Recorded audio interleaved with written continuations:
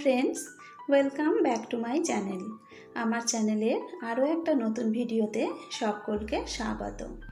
আশা করি সকলেই খুব ভালো আছেন। আজ আমি তৈরি করব নিরামিষ মোচার ঘন্ট। মোচা খেতে কিন্তু আমাদের সবারই খুব ভালো লাগে। তাহলে চলুন দেখে নেওয়া যাক আমার আজকের এই রেসিপিটা আমি কিভাবে তৈরি করেছি। আমার পরিবারের সদস্য হয়ে আমার পাশে থাকার জন্য প্লিজ আমার চ্যানেলটা সাবস্ক্রাইব করে বেল আইকনটা প্রেস করে নেবেন। আমি এখানে একটা বড় সাইজের মোচা নিয়েছি। মোচার ফুলগুলো ছাড়িয়ে নিয়ে যতটা সম্ভব কুচি করে কেটে নিয়েছি। তারপর হলুদ জলে ডুবিয়ে রেখেছিলাম। মোচা কেটে হলুদ জলে ডুবিয়ে রাখলে মোচার যে কষটা আছে সেই কষটা অনেকটা বেরিয়ে যায়। এবার মোচাটা সেদ্ধ করব। মোচাটা একটা প্রেসার কুকারের মধ্যে জল ঝরিয়ে নিয়ে নিলাম। দিয়ে দিলাম হাফ চা চামচ নুন, আর দিয়ে দেব 1/4 চা চামচ হলুদ গুঁড়ো। পরিমাণ মতো জল দিয়ে মিডিয়াম টু হাই ফ্লেমে একটা সিটি দিয়ে মোচাটা সেদ্ধ করে নেব।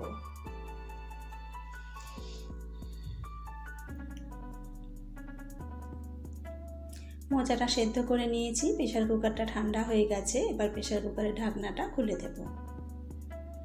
দেখে নেব মোচাটা কেমন সেদ্ধ হয়েছে।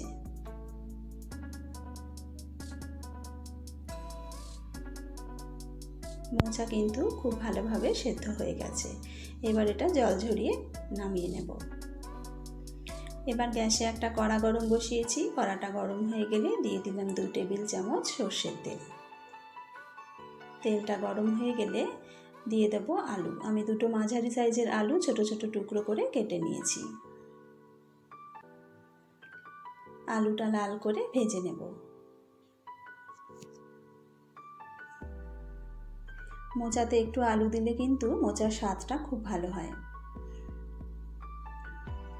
আলুগুলো লাল করে ভেজে নিয়েছি। এবার আলুগুলো তুলে নেব।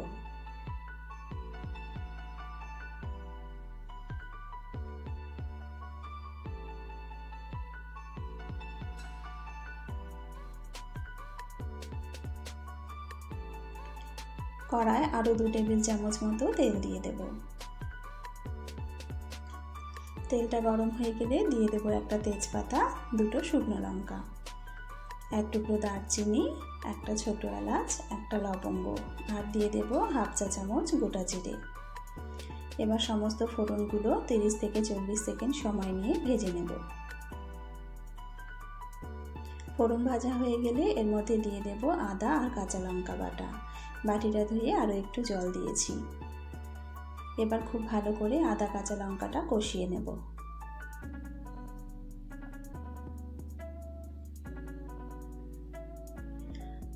আদা কাঁচা লঙ্কা কষানো হয়ে গেলে গ্যাসের ফ্লেমটা একদম কমিয়ে দিয়ে দিলাম হাফ চা চামচ হলুদ গুঁড়ো।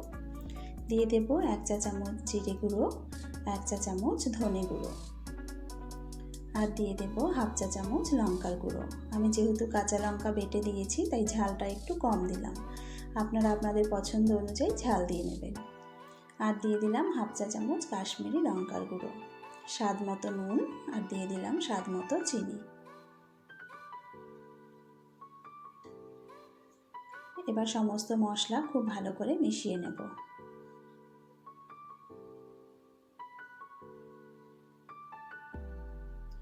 মশলাটা যাতে পুড়ে না যায় তাই সামান্য একটু জল দিলাম। জল দিয়ে খুব ভালো করে মশলাটাকে কষিয়ে নেব। যতক্ষণ না পর্যন্ত মশলা থেকে তেল ছেড়ে আসছে ততক্ষণ কিন্তু মশলাটা ভালো করে মিডিয়াম আঁচে কষিয়ে নেব।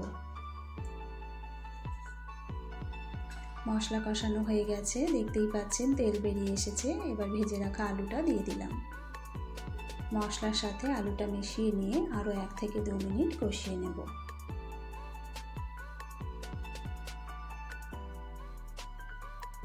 এবার দিয়ে দেব নারকেল কোড়া। নারকেলটা ভালো করে মিশিয়ে নেব। নিরামিষ মোচাতে নারকেল দিলে কিন্তু খেতে খুব ভালো লাগে। সব কিছু ভালো করে মিশিয়ে নিয়েছি। এবার জল ঝরিয়ে রাখা মোচাটা দিয়ে দেব। মোচা খুব ভালো করে সব কিছুর সাথে মিশিয়ে নেব। সব কিছুর সাথে মেশাতে মেশাতে মোচাটা আরও 2 মিনিট মতন কষিয়ে নেব। এবার দিয়ে দেব অল্প পরিমাণে জল।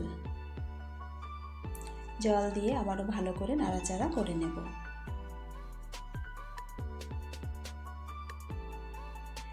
একদম লো ফ্লেমে চাপা দিয়ে 10 মিনিট রান্না করে নেব।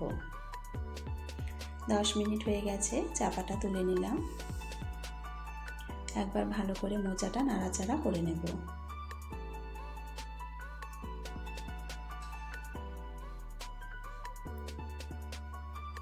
দু চা চামচ চালের গুঁড়ো 2 টেবিল চামচ জল দিয়ে ভালো করে গুলে নিয়েছি, মোচার মধ্যে দিয়ে দিলাম। মোচার মধ্যে যে একটা জল জল ভাব থাকে, এই চালের গুঁড়োটা দেওয়াতে কিন্তু মোচাটা বেশ আঠা আঠা হয়ে যাবে আর খেতেও স্বাদ হবে দারুণ।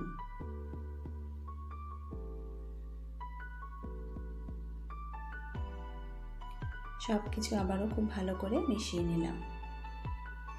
দিয়ে দিলাম হাফ চা চামচ গরম মশলার গুঁড়ো। গরম মশলাটা ভালো করে মিশিয়ে নেব। দেখুন মোচার মধ্যে যে একটা জলজলে ভাব ছিল, সেই জলজলে ভাবটা কিন্তু একদম চলে গেছে। আমাদের মোচা কিন্তু প্রায় রেডি, গ্যাস বন্ধ করে নামিয়ে নেব। তৈরি হয়ে গেল আমার আজকের রেসিপি নিরামিষ মোচার ঘন্ট। দুপুরে গরম ভাতের সাথে খেতে কিন্তু দারুণ লাগে। আমার আজকের রেসিপিটা ভালো লেগে থাকলে লাইক, শেয়ার ও কমেন্ট করবেন। আজকের ভিডিও এখানেই শেষ করছি।